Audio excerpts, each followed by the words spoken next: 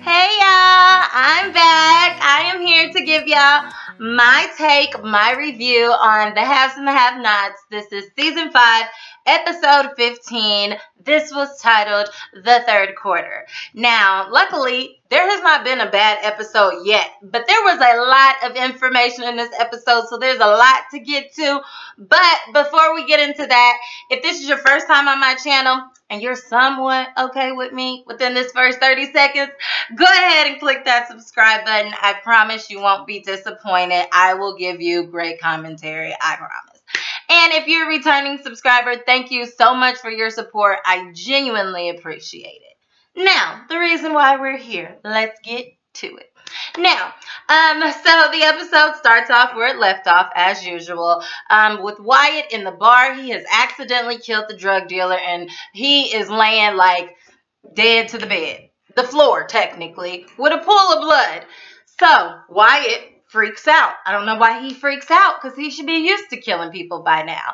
So, what he does, he's ready to get away with murder. So, he gets a towel, and he goes and wipes his fingerprints off of everything. Like the bar, the stools. He even goes into the bathroom, wipes all that down. Like, he is really thinking, which is crazy, because Wyatt's not the sharpest tool in the shed. But whatever.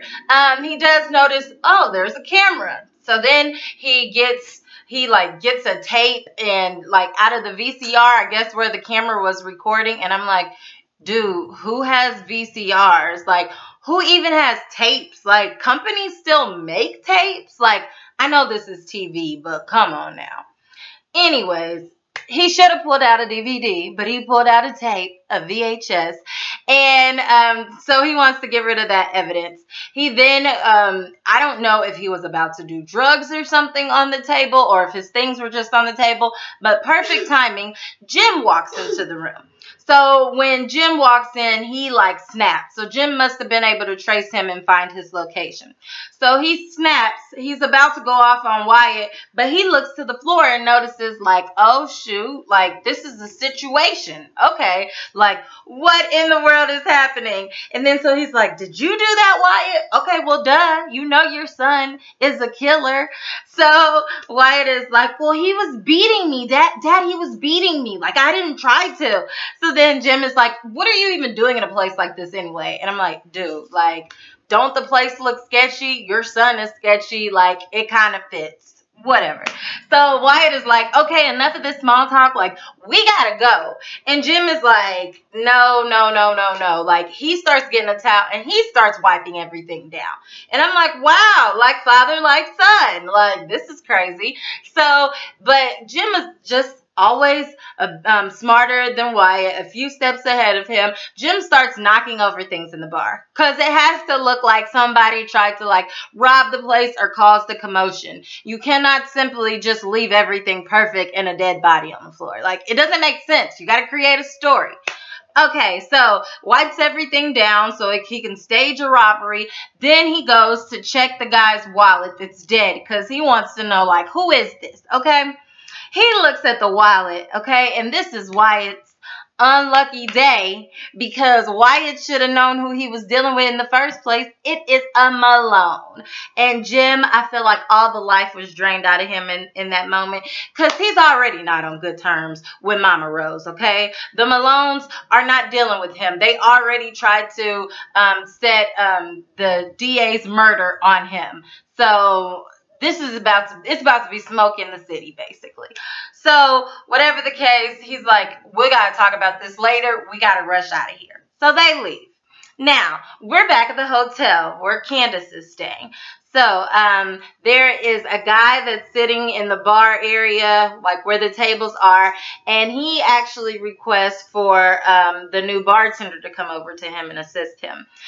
Basically, he tries to kind of like sweet talk him as if like he wants his services or something, or kind of asking if there's girls of the night that work in there. He's making it real obvious at this point that he's a vice.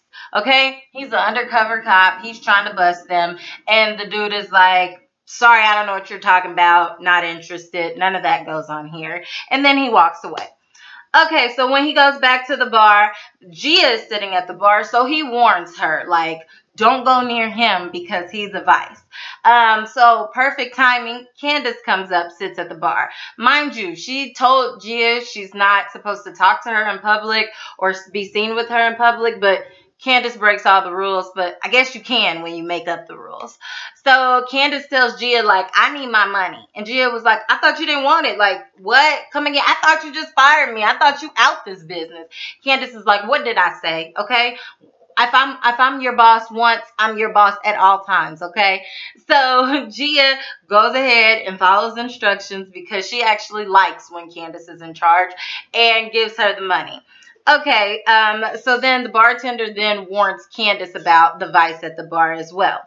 So then Candace tells Gia that she needs to get to work, okay? Look at all these guys out here. You need to start working. So the bartender's like, yo, calm down. Like, you kind of loud. Like, maybe you shouldn't be talking about this out here. And Candace is looking at him like, maybe you're not the boss and I am. Like, clearly she's going to have to sit him in his place because he's new working with her and he hasn't caught on to the fact that, like, she calls the shots at this point.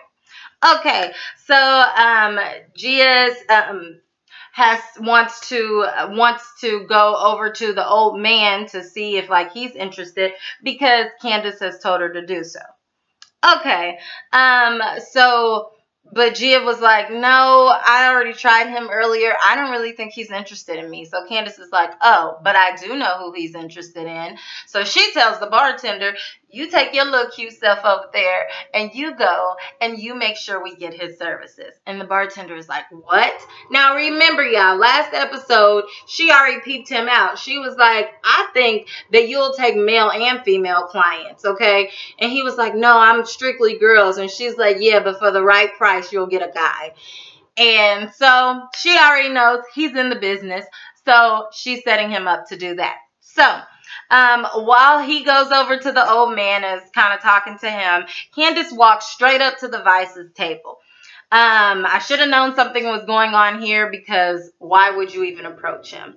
But whatever the case, she offers to buy him a drink. Having small talk with him. He doesn't want to drink. She looks at his fingers. She's like compliments him on his ring and then grabs his hand and literally pulls it in and puts it on her thigh and starts like getting loud to make a scene. You know, like she does with Oscar often. And the guy is like, what are you doing? What are you doing? She's like, oh my gosh, don't touch me. Don't touch me. So she's making him nervous at this point. So then she gets up, goes behind him, whispers in his ear, you better get out of here now or I will expose you and ruin your whole career. He can't be a vice. He can't be undercover if everybody knows that he is around the town. So he gets up and he leaves out of there. Okay, so then it takes us to the old man and the bartender. What is his name, y'all? Leslie? Okay, takes us to the old man and the bartender, and he's just kind of trying to, like, flirt with him but not make it obvious. So he starts talking about how he used to play football. The old man was like, yeah, I can tell, like, you used to play something, basically complimenting him on his, like, physique. So the bartender's like, yeah, like, I don't play anymore. I played in high school, but I still got abs, I still got muscles, yada yada yada. I'm still in shape. So the man was like, well, if you weren't at work, maybe you could show me some of your old drills. So at this point, the bartender knew, like, I'm in there like swimwear. So he's able to be like, yeah, I mean, I can get off the clock. Like, we can go meet in your room. Great, because Candace's plan is going according to plan. Okay, so then we have Veronica. Veronica receives a call from somebody that we find out by the name of Morgan. Apparently, Morgan is tracing Jeffrey and Melissa's phones, but they don't know, and Morgan is keeping it on the hush-hush for Veronica. So this is how Veronica is able to keep up with their every move. Veronica tells Morgan that the car accident was not actually an accident and it was done deliberately. And so Morgan says she'll investigate into that further. Veronica also tells Morgan that she has David's address, and Morgan informs her that David has a condo as well, but Veronica wasn't aware of this. So, you know, when she's not in the know of something, that's already like boiling her blood. So she continues to track their phones, but basically she wants to know their whereabouts at all times and keep everything on the hush. Okay, now we have the two amigos, Benny and Mitch. So at this point, they make it back to Benny's house. They are literally tiptoeing. Like, Benny is tiptoeing in his own house because he is scared to death to wake Melissa, or he doesn't know where she is, and waking her up is like a living nightmare. So he gets a call on his phone. We're not able to hear the person on the other line, so we don't quite know how that call goes. But after he gets off the phone, he tells Mitch, sorry, I won't be able to get that tow truck. And Mitch is like, wait, what? So Benny is like, it's okay, I'll return the money to your family. Mitch is like, hold on, bro, like, it don't work like that. Like, I told you, like, once you take the money, it's yours. You're gonna have to return it with the, at least what did he say, 12 and a half extra like percent, and I don't know if that's thousands or what, but it has a high interest rate on it at this point. And yes, I know you've only had it for one day, but like, I told you not to make a deal with my family. They're not going to accept it back. I'm not going with you to do this because I told you my family is dangerous. My family is not one to be played with. Do not get into a deal with my family, okay? They want their money plus more, okay? So Benny is like, dude, like, I literally only had it for one day. And he's like, dude, you didn't read the return policy? Like, there is no return policy. So Mitch is like really irritated with Benny at this point. Benny is mad at him and was like, well, some type of friend you are, like, get out since I'm gonna have to go by myself. Okay, you made your bed, lay in it. So then we have David and Erica. So they are at David's house unpacking like they're like this happy, loving couple, although we know that it is so fake. So David has all these boxes full of things. Now, I was really confused for a second because I thought, like, didn't Veronica burn your house down? Like, how do you have belongings? Well, apparently he hired a decorator that just bought like all this ugly stuff, come to find out. And everything did look really old. So, but Erica was impressed that he got all this together on his own. So then there is like one of the furniture workers or one of the movers. He comes up to David and he says, sir, we'll take that couch back. Don't worry about it. So David is like, why would you take the couch back? So the guy says, well, your wife said she doesn't like it. And so Erica starts like smiling and grinning like, oh, he thinks that I'm his wife. And I'm like, girl, bye. Like, girl, bye. Bye. You know that you're not the wife, like, not even the side chick. Like, you're just like, you're an actress. So then David is like, oh, no, I think you must be mistaken. Like, we're not married. And so the guy is like, not her. I'm talking about the lady in the other room. So that could only be one lady. Veronica, she said, honey, this is my house, okay? Whether I have a key or not, I'm walking in this house whenever I feel like it because this was supposed to be my dream house. So enter in the Ice Queen. So David is like, what the heck? Like, what is going on? So Veronica is like, this is a tacky mess. I mean, all of this is real tacky. You know I wouldn't have put together no stuff like this. This is tacky. So she's just hating out the blue. So David is like, Veronica, get out of here. What are you doing here? And Erica, she starts to speak up. She's like, yeah, you can go. I'm like, Erica, shut up. Okay, just shut up. So Veronica is like, David, get your female dog. Get her. And so Erica is like, who do you think you're talking to? And then Veronica was like, well, I'm trying to talk to my husband. Okay, so you need to go. And the B word was being thrown around about 1 million different times. So Veronica specifically tells her, find a hole and crawl back in it. So Erica turns to David and says, I'm going to call the police, because that's always her go-to. I'm going to call the police. So Veronica is like, great, bye. Like, didn't we go through this before? Do you think I care about you calling the police? Go away. So Erica's like, David. And then David is like, you know what? Just chill out. Veronica's like, David, I need to talk to you. And then David is like, you need to talk to my lawyer. So then she was like, oh, okay. So are you sure you want to do that? Because I can start talking if you want me to. So David then politely asked Erica to like excuse herself so that he can handle all of this with Veronica. And so he tells her specifically, let me handle this, baby.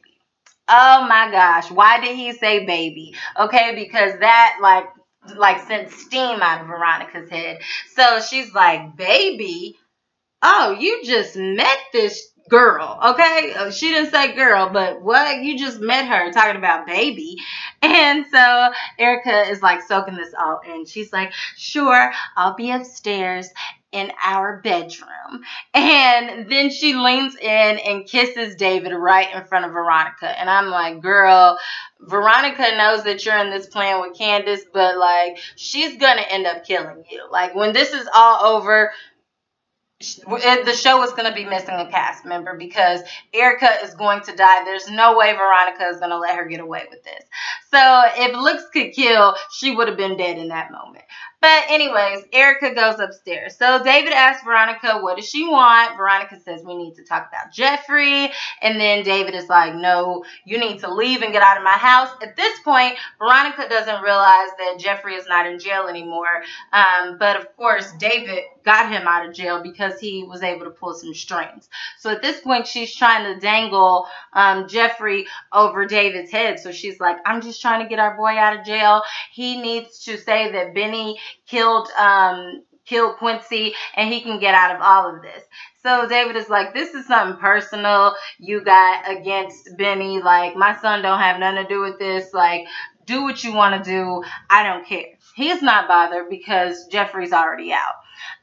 So he tells her once again, you need to get out of here. She's like, make me. So David grabs her and she immediately starts screaming. So this is when Erica runs downstairs like, David, just calm down. I called the police. They're coming. And so Veronica is like, do I look scared of the police? So of course they start exchanging insults back and forth because they always do.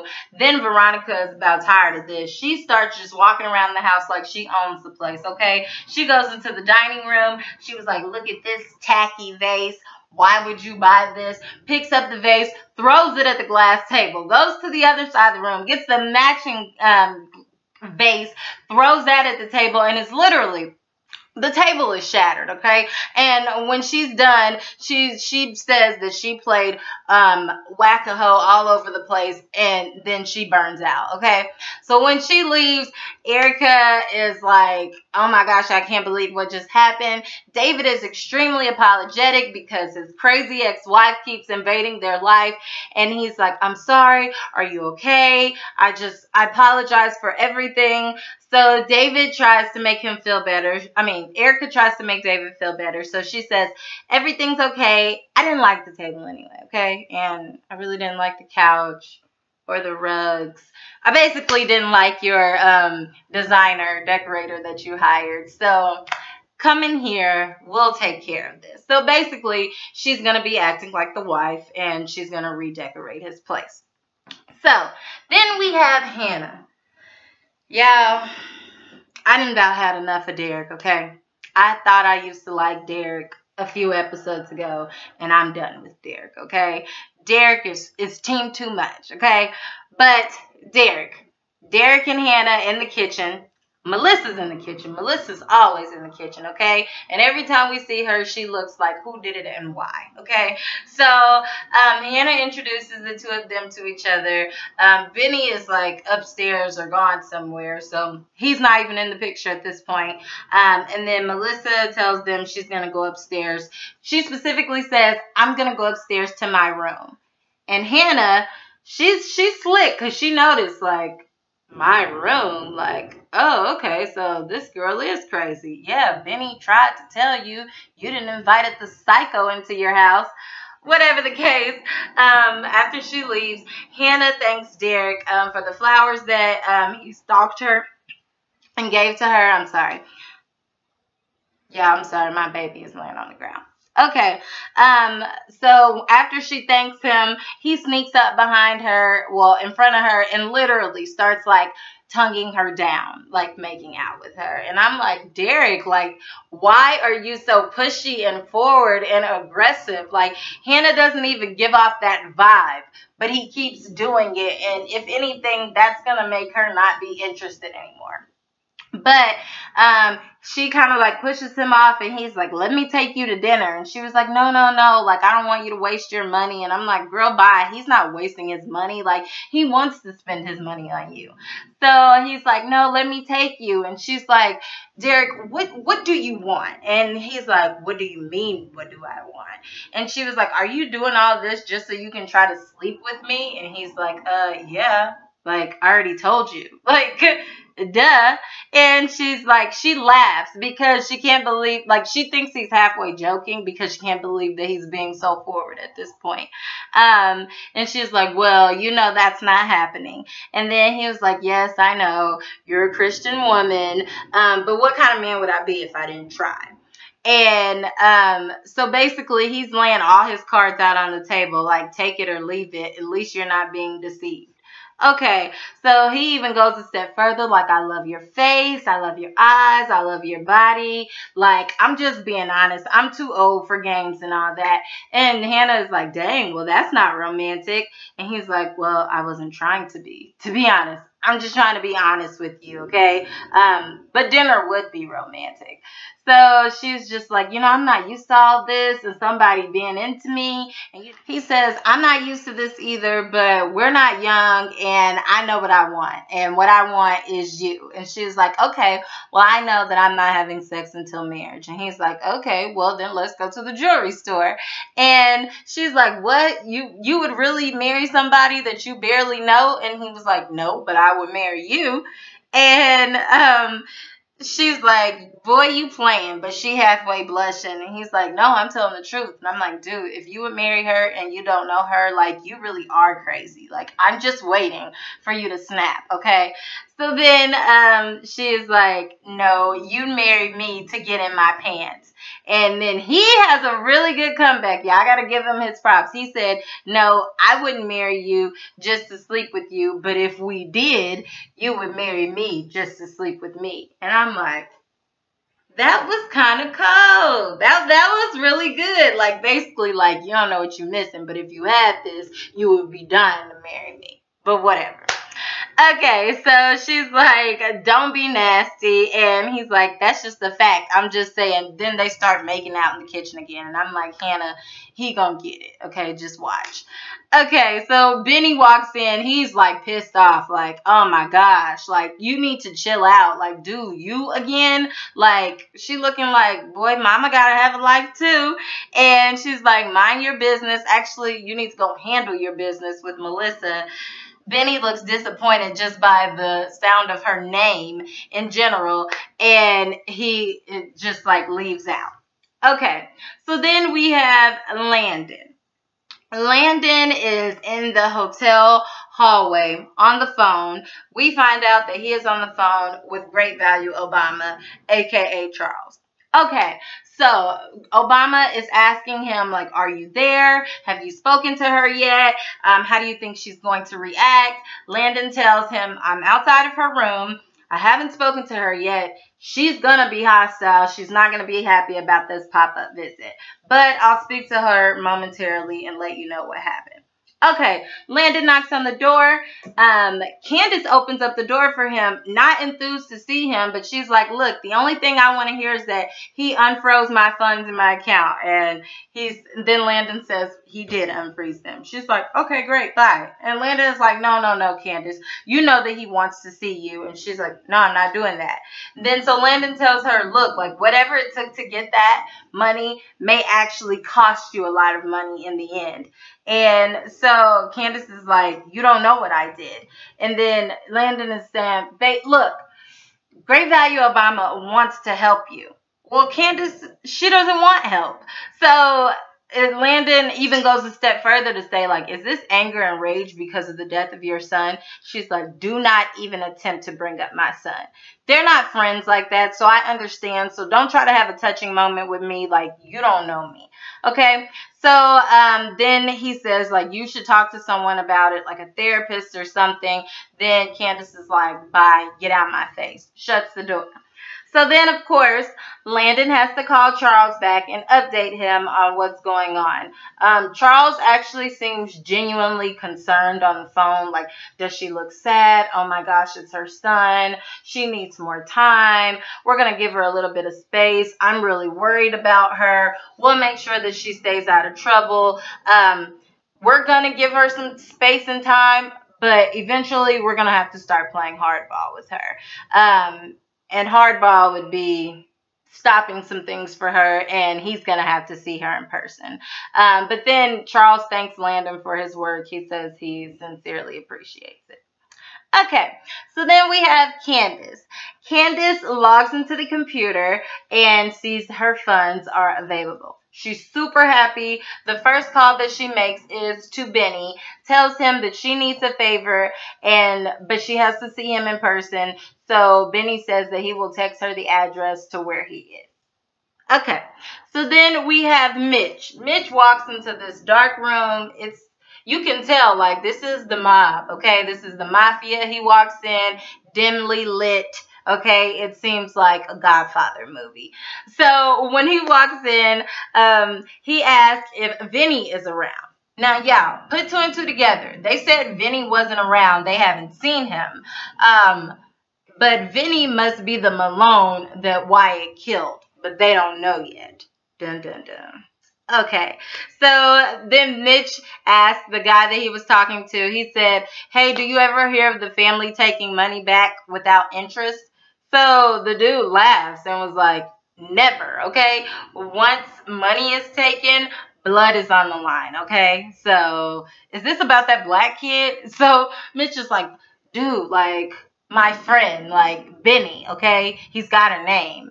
And the dude was like, yeah, that black kid. No, he can't return the money, plain and simple. So Mitch looked stressed out, okay? He thought he was going to get a different answer. Well, no, he had to know that he wasn't going to get a different answer. So he leaves because he needs to figure out how to help his friend. Okay, yeah, this is the kicker, okay? We have Jim and Wyatt and Katherine. So Jim brings Wyatt home. Wyatt is still, I don't know if he's still high or this is just his rude, like, butthole behavior. But his dad just basically tried to help him get out of the bad situation, and he still comes home with attitude. So Katherine is worried, like, what is wrong? Wyatt is like, Mom, I'm fine. So she's like, you look strung out. He was like, yeah, duh. What else is new? Like, when y'all gonna stop fighting this, okay? I am who I am. So Jim is like, you're not going anywhere. You need to sit your butt down. And Wyatt is like, I'm fine, okay? I'm going home. Okay, so then Jim is like, no, do you want to get murdered? Because as soon as you step outside, that's what's going to happen. So Wyatt is like, are you threatening me? I'm like, dude, have you never heard of the name Malone before? Whatever. So next thing you know, Jim is like, no, I'm not threatening you, okay? But somebody out there for sure will threaten you if you go out there. Not even threaten you, but kill you. So then, and we all know, give it an episode or two, there'll be a hit out for him, or they'll be coming for the entire Cryer family. Okay, so Katherine is like, what is going on? Jim says, tell your mother. Wyatt doesn't want to say anything. And so Jim is like, look, he killed somebody. Katherine is like, what? I'm like, why are you shocked? And she's like, not again. Oh my gosh. So Wyatt is like, look, I don't know how it happened. And then Jim is like, I know how it happened. I saw it. Like duh, the man's neck, the blood, whatever. So then Wyatt is like, well, look, I had the money to pay him. He wouldn't take it, and he wouldn't let me leave. I mean, like, he just started beating me. Like, one thing led to another, and he was dead. And then so Jim is like, well, you shouldn't have been there in the first place trying to buy drugs. Okay, well, there's nothing we can do about that now, so let's not dwell on the obvious. So Wyatt is like, well, you shouldn't have took my coat. Whatever. So Jim is like, look, I'm not going to sit back and watch my son put this crap up his nose. You're not going to kill yourself. No, Wyatt is determined to do what Wyatt wants to do. Okay, so at this point, Wyatt tries to leave. Like, I'm getting out of here. Him and Jim kind of like tussle back and forth a little bit, and then Katherine calms it all down. So Katherine is like, no, this is what Wyatt says. He says, look, here's what I don't get. I went to the ATM and my money was gone. And so Jim is like, oh, okay, well, allow me to enlighten you. I took your money. And so Wyatt is like, say what? Come again? You did what? I have millions. No, you don't. I took your money. And so Wyatt says, how? And Jim is like, it doesn't matter. I took it. It's gone.